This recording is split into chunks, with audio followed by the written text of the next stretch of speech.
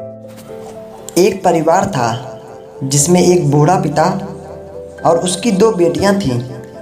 उसकी एक बेटी विकलांग थी और दूसरी बेटी सुंदरता की चांदनी। वो बूढ़ा बाप अपने दोनों बेटियों को गरीबी में रहकर भी अपने संस्कारों से अच्छी परवरिश करता है। दोनों बहनें एक दूसरे से बेहद प्यार करती हैं। समय गुजरता है, दोनों बेटियां बड़ी हो जाती हैं और शादी के योग्य हो जाती हैं। बूढ़े बाप को उनकी ब्याह की चिंता सताने लगती है। तभी उसके घर एक मित्र आते हैं जो अपने साथ एक अच्छा रिश्ता लेकर आते हैं। उसकी बेटियों के लिए रिश्ते की बात आगे बढ़ती है। लड़के वाले देखने आते हैं, सब कुछ तय हो जाता है। उसी बीच लड़के को लड़के से प्रेम हो जाता है।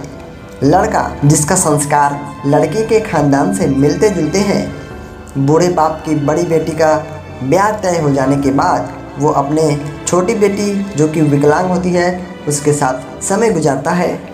वो लड़का और लड़की दोनों एक दूसरे को समझने के लिए एक साथ रहते हैं। उनके बीच बातचीत होती रहती है।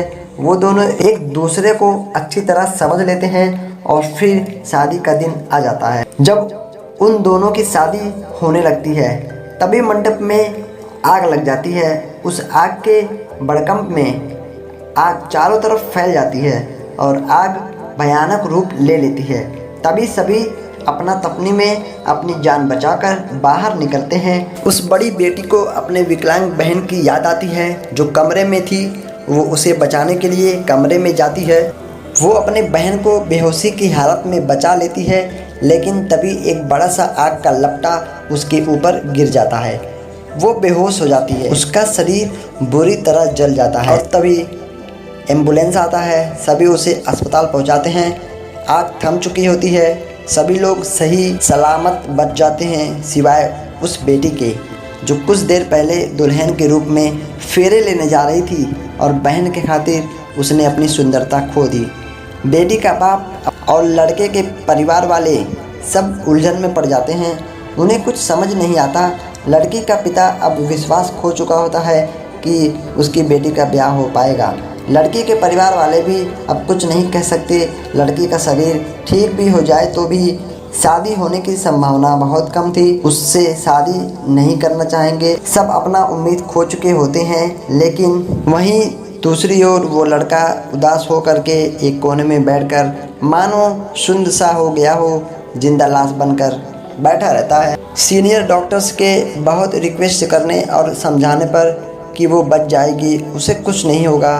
तब वो लड़का थोड़ा होश में आता है और उसके अंदर एक उम्मीद की किरण जगती है। 2 दिन बाद लड़के को होश आता है। लड़का उस डॉक्टर से रिक्वेस्ट करता है, डॉक्टर उसे जाने देते हैं। लड़का और लड़की दोनों कमरे में अकेले होते हैं। दोनों एक दूसरे से बातें करते हैं।